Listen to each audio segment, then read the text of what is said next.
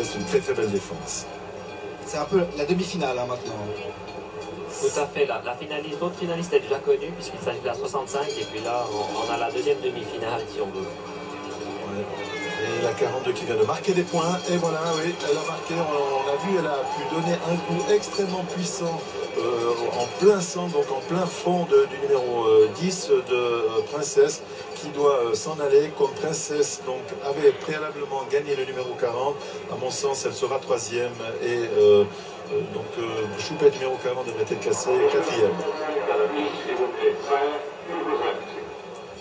Alors ils vont rapprocher pour la bonne forme 65 et 10, comme le numéro 10 donc vient de perdre Princesse, elle ne devrait pas faire donc une très longue lutte contre la favorite Versailles. Et ensuite donc le numéro 10 Princesse pourrait être classé 3e et du côté de Choupette 4e. Mais Princesse donc a du caractère et malgré tout donc elle décide d'en découdre contre Versailles. Elle, plus qu'en découdre, elle jusqu'au bout, mais la logique l'emporte et donc maintenant à mon sens le jury pourrait attacher 10 et 40. La 10 est classée 4e parce que son propriétaire a décidé de l'attacher. Et là, donc, il faut peut-être une petite explication parce que tout à l'heure, Princesse l'a emporté contre Choupette numéro 40, mais comme son propriétaire a décidé spontanément de l'attacher, le jury, par définition, doit la classer 4e. Il reste 3 bêtes, les 2 de Marcel Cotter et le numéro 65 Versailles. Donc on va pour la forme approcher 40 et 42. Mais ces 2 bêtes qui viennent du même propriétaire, il n'y aura pas de lutte. Est-ce qu'elles se connaissent? Elles se connaissent, il n'y aura pas de lutte, on peut déjà la hiérarchie est déjà établie en fait dans ces 2 bêtes. Vous voyez, on voit que la 40, donc... effectivement, voilà, il n'y aura pas de lutte. On vous a dit il n'y aura pas de lutte, donc elles se connaissaient. Et effectivement, donc on voit que Cheyenne donc, perdait au troupeau, comme on le dit, et son propriétaire spontanément bien attaché. Elle est classée 3e. Et donc il reste pour la finale 65 Versailles d'une part et d'autre part le numéro 40 Choupette qu'on va rapprocher dans quelques instants au centre de l'arène. Donc Marcel Cotter qui peut être très fier, il a 2 bêtes sur le podium. Donc la 3e et la deuxième puisqu'elle s'était déjà rencontrée. Donc on connaît le nom de la reine nationale, j'ai failli dire reine de Donald, mais dorénavant c'est reine nationale dans cette 3e catégorie, les gabarits les plus légers entre 533 et 600 kg, et la nouvelle reine se nomme Versailles, avec un coup de chapeau pour Marcel Cotter qui a réussi à placer 2 bêtes sur le podium, Cheyenne et Choupette. Il était juste important que l'on dise que les numéros 65 et 40 s'étaient préalablement rencontrés, raison pour laquelle le jury n'a pas jugé donc nécessaire de les rapprocher une nouvelle fois au centre de l'arène, et ce qui lui a permis de déclarer le numéro 65 Versailles reine de cette catégorie, une très belle reine qui faisait figure aussi de favorite, je crois, Thierry, on l'avait d'ailleurs annoncé tout à l'heure. Tout à fait, donc elle était reine de 3e catégorie du match éliminatoire de Saint-Roch.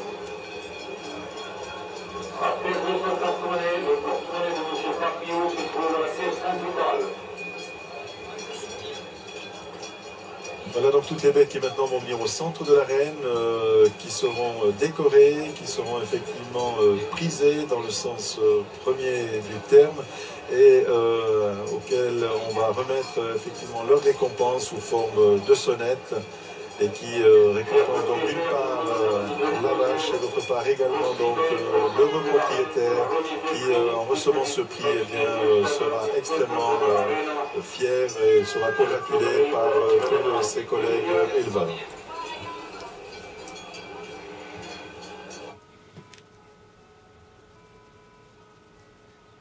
Voilà une très belle image avec le vainqueur du jour, donc Jean-Marie Moulin.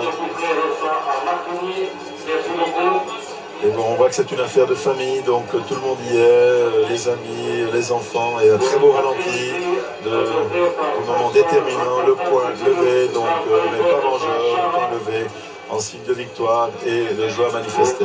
On va retourner dans l'arène pour justement partager ces moments de joie en compagnie du propriétaire victorieux.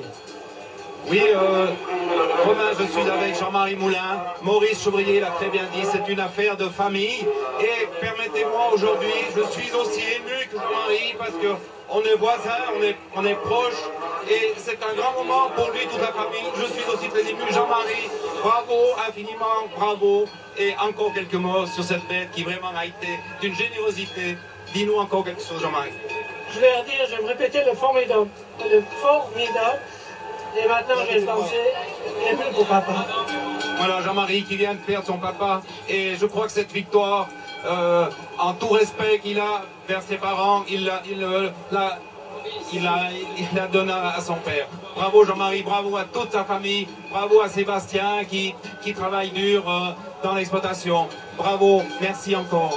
Un grand moment d'émotion avec ce prestige qui jaillit sur l'ensemble d'une région et ce coup d'hommage absolument magnifique. Nous a rejoint sur ce plateau Marius Robir, notre chroniqueur. Bonjour Marius. Bonjour Romain. Vous êtes organisateur des courses de Coupe du Monde de ski alpin à Crans-Montana. Vous êtes un de nos consultants aujourd'hui. Vous allez être notre chroniqueur où vous allez attirer un petit peu notre œil. Vous allez exercer notre œil sur un élément particulier. Qu'est-ce qui a retenu votre attention dans cette finale de 3e catégorie? Oui, alors Romain, tout d'abord un petit mot sur les combats qu'on vient de vivre. Je dois dire que ces vaches qui sont les plus légères ont présenté aujourd'hui des combats tout à fait majestueux, avec une technique redoutable. Et je dois dire, pour moi, c'était un rythme endiablé. J'ai suivi avec un plaisir énorme cette finale de 3e catégorie. Qu'est-ce qui a retenu votre attention? Alors, j'ai retenu 4 séquences, à mon avis, intéressantes que j'aimerais faire partager avec les téléspectateurs. Tout d'abord, j'aimerais sensibiliser les téléspectateurs à la préparation de la bête avant le combat. Quand on voit cette bête qui entre dans l'arène, qui se prépare, qui gratte le sol, qui brouille, qui essaye d'impressionner les autres, c'est un moment magique, c'est un moment extraordinaire. Et c'est ça toute la finesse de la race des reins. Ça, c'est quelque chose qu'on retrouve chaque fois avant de la préparation du combat. Fondamental, et c'est là qu'on voit les reines. La deuxième que j'ai été sensibilisé dans cette finale, regardez bien, c'est la technique de lutte, le jeu de corps. Si vous regardez ces cornes qui sont préparées par les propriétaires, soit depuis haut en essayant de surélever les cornes ou de les faire descendre, et là il y a une technique de lutte avec les cornes qui est remarquable. Et c'est un jeu que chaque bête, avec ses propres cornes, essaye de mener un combat de très grande force et permettre de gagner ce combat. Et puis j'aimerais aussi attirer sur les yeux. Regardez bien le regard de ces bêtes, ce regard expressif, marqué, agressif, qui dit à l'autre bête, maintenant c'est moi qui vais gagner. Et ça c'est impressionnant. La troisième séquence que j'ai retenue, c'est l'attitude des propriétaires. Vous savez, les propriétaires, ils passent des mois et des mois à préparer le bétail pour venir ici à ce combat. Regardez ces propriétaires qui encouragent la bête, qui lui donnent peut-être du pain, qui l'encouragent en disant, maintenant vas-y ma chère, on a travaillé ensemble, on est là pour gagner aujourd'hui. Et les propriétaires ont un respect énorme de ma part et je les félicite. Et puis la dernière, c'est naturellement la dernière séquence de cette catégorie, c'est la fatigue. La fatigue des bêtes de la race des reins qui sont très généreuses, qui sont là pour gagner, qui sont là pour combattre. Et aujourd'hui, avec cette chaleur, les bêtes sont fatiguées, mais elles vont jusqu'au bout. Et c'est ça la qualité de la race des reins, aller jusqu'au bout et de dire, nous sommes fiers d'être là aujourd'hui pour cette finale nationale. Quand je vois ces images, Marius, et que je vous écoute, tout compte fait, je comprends pourquoi les Valaisans aiment à ce point cette race. C'est qu'elle vous ressemble. Elle me ressemble. Non, bah, à vous forcément, je disais aux Valaisans dans le ressemble. À moi directement. À vous particulièrement, ça fonctionne bien. J'ai un peu un tempérament de Valaisan, un tempérament crocheur, un tempérament de quelqu'un qui va aller au bout. Et la race des reins est tellement belle, elle est tellement intelligente, c'est un produit absolument génial qu'on doit garder en Valais, qu'on doit faire en sorte que le Valais reste maître dans les combats de reines. C'est vraiment magique, un moment extraordinaire. Merci beaucoup Marius pour cette chronique, c'était passionnant. On se réjouit justement de cette prochaine chronique pour la 2e catégorie. Je vous rappelle le classement de cette finale 3e catégorie, la reine cantonale, Versailles de Moulin, de 2e position, Choupette de Marcel Cotter et Cheyenne en 3e position pour Marcel Cotter également. Voilà ce qu'on peut dire pour cette 3e catégorie. On va s'intéresser maintenant à la finale de la deuxième catégorie, messieurs, avec des bêtes qui sont classées.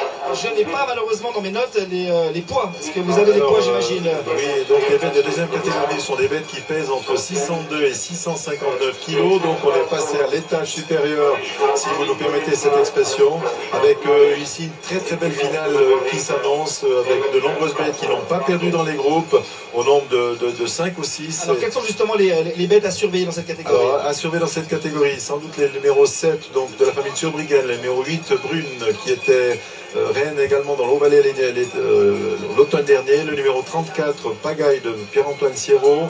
On a également donc le numéro 35 Kachina de Fournier, Eric et Natacha. Je mettrai également les numéros 39 et 81 Palma de Gérald Coudray et la 81 de Michael Udry, donc Fleuron.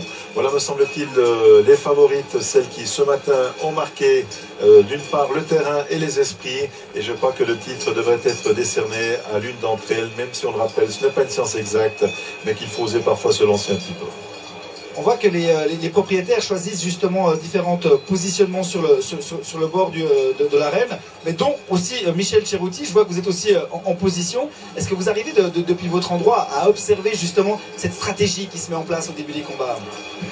Alors franchement, pour moi, c'est compliqué. Pour en avoir discuté tout à l'heure avec Marcel Cotter ou d'autres propriétaires ou